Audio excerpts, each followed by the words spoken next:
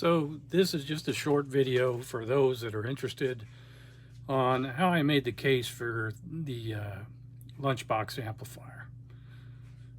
Using Inkscape and then transferring that to SheetCam and then finally putting that in fire control and then cutting out the part. So if you're interested in that kind of thing, this video is a pretty good tutorial. So now that I've got my completed file, I want to save it as a regular, normal SVG. So I'm going to go to File, and I'm going to go to Save, Save As, and I'm going to go down here to this line and see how it says Inkscape SVG. I'm going to change that to plain. To plain SVG. I'm going to change that to plain SVG. Then I'm going to save it as completed box.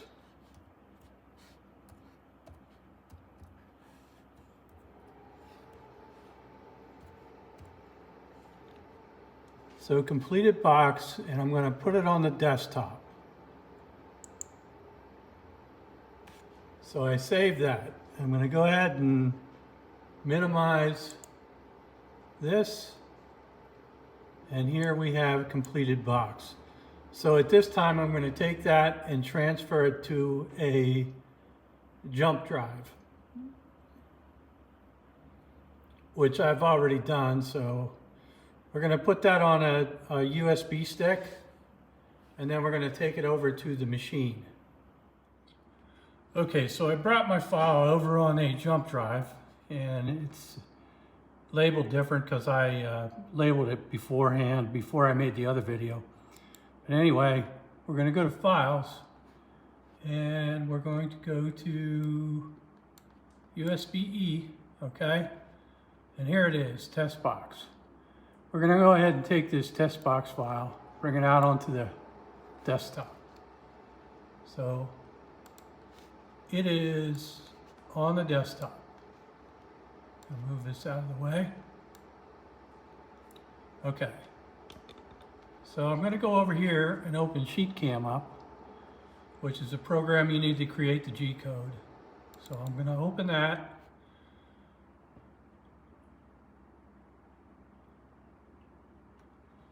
And it says there's updates available, but I know what I've got works, so I'm going to keep what I've got, say ask me later. All right. So now I'm going to say File. And I'm going to come down here to import drawing. So we import the drawing, and we want to go to we want to go just to the desktop where we put that. There's our test box. We're going to open the test box, highlight it, open it. Scaling is 1:1, 90 dpi. Left-hand side's our start. We're going to say OK. So there's our test box. Now notice our red area is not filling out the whole sheet. So we can make that happen by going to Options, Job Options, I think. Yep. And we can kind of, let's make this 15 by 15. That's not quite enough for this side. And it's a little high on the top, so let's make it 14 by 16.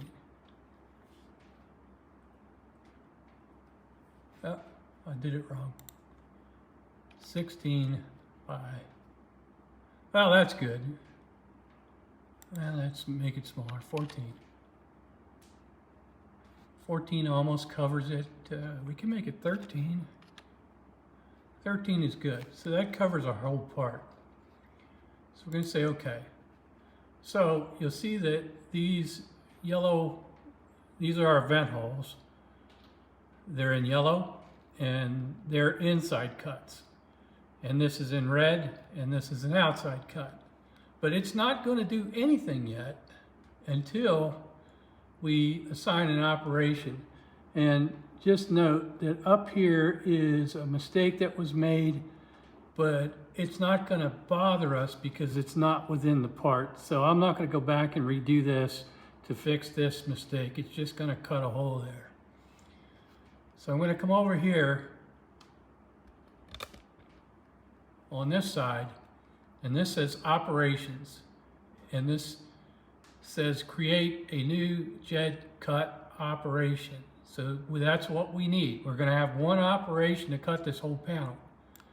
So we're going to hit that, and it's going to be basic outside offset, which means that when it cuts this, it's going to come in from the outside. T2 plasma 0.051 kerf, that's the size of the plasma going into the sheet. Feed rate I have set to 120 inches per minute because I don't want this warping, because it's only 24 gauge wet or 22 gauge metal. So that's okay. We're going to say reverse cut directions because of the way the plasma flows. You want the inside cuts to flow from left counterclockwise. So lead in, lead out is an arc, or we could say none, but I'm just going to leave it as such. And the length of the lead in is 0.2 inches, which means it'll come in at 0.2 inches. Use code snippet, nope. We're going to say okay. Now notice our whole thing turned green. So what this is telling me, and it's good because you see the lead ins on all the boxes are inside the boxes, which is what you want. And the lead in out here is not going to matter because it's going to go out here and cut the whole outside of the thing. So now we're almost ready to cut, and you see our mistake up here. I'm not going to worry about that because it's outside the part we need, and it happens. But if you're lucky like me and it ends up outside the part, it's a good thing. So we have to turn this into a usable file for fire control. So we have to say file, and we have to say run post processor. So up here's file, right below it's run post processor. And we're going to call it test box G code. And since I've already done it once, I'm going to say yes, replace it. So it ran the post processor. It did not find any faults. Otherwise, if it came up with faults, it would come up here. And then you'd have to go back and retouch your drawing, maybe in Inkscape, or check out your offsets or whatnot. But this is just a simple cutout. So we're going to say okay. So it saved this file in our tap files, which is what fire control needs. So then we're going to close out of this. We're going to say file, exit, and go ahead and save your changes. You can say test box. You can say yes. Okay. So now we're going to open up fire control.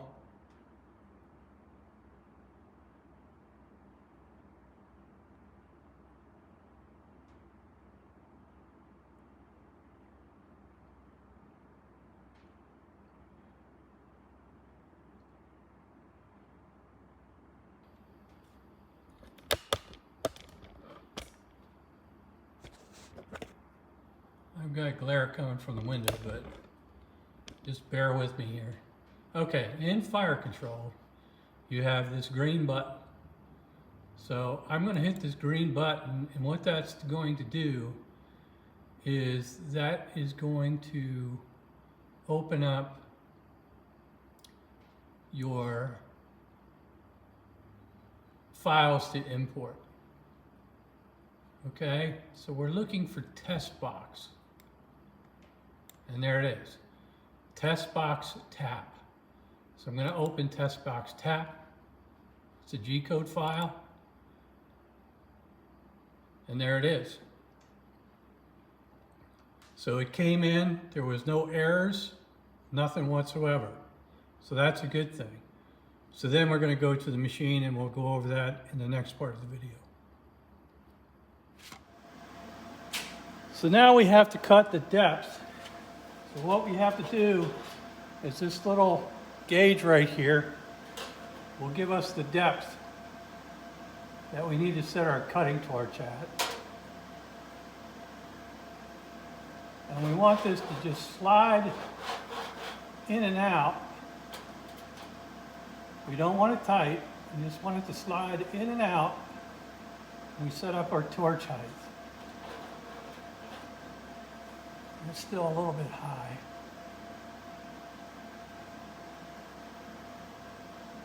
You can get away with a little bit high.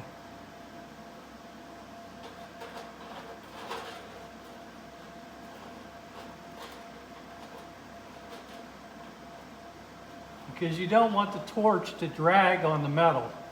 So it's sometimes better to err just a tiny bit high than low.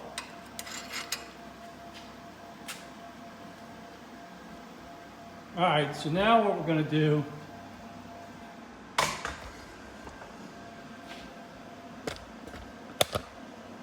we're going to zero all axes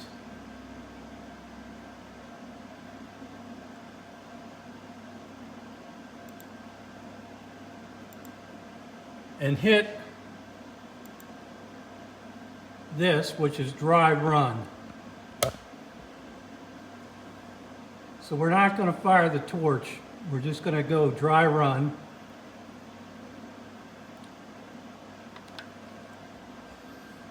And then, see if I can get both of these in the picture. So then we're going to hit start. And we see our torch starts.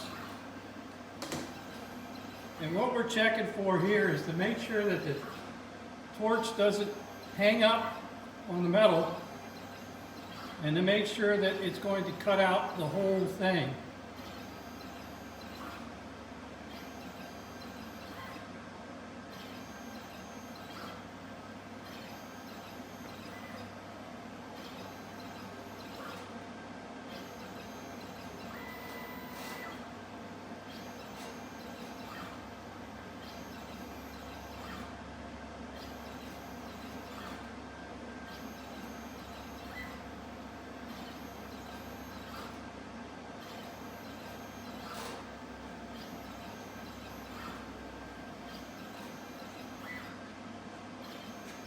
So far, so good.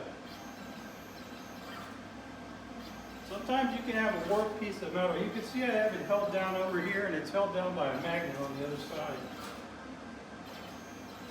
But you don't want your piece moving while it's doing this, otherwise you'll end up with a piece of metal that's messed up.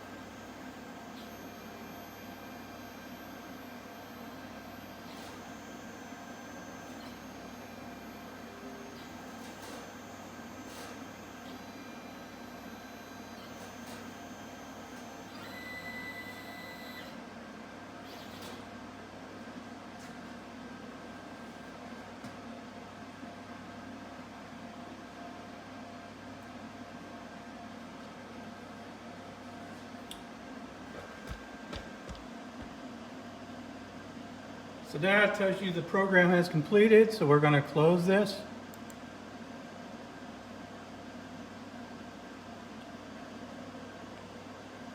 And we're going to go to work 0,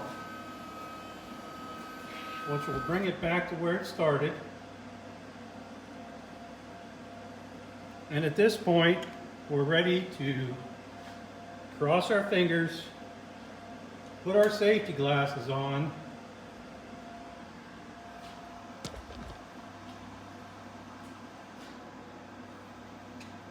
We know that our torch is on and our torch is set.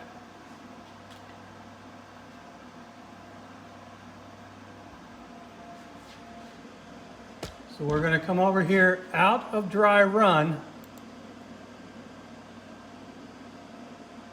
And then the next thing we do is cross our fingers and hit start.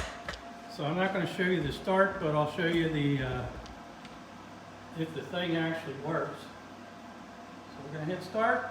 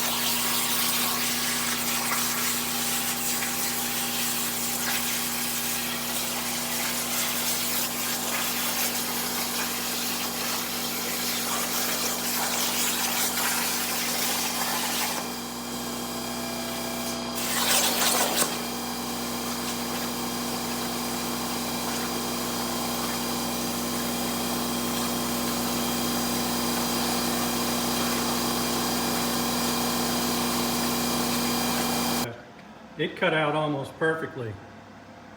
So check this out. As an amateur welder, I've learned a new trick. If you want to, this is 22 gauge steel and I want to try and keep it from warping.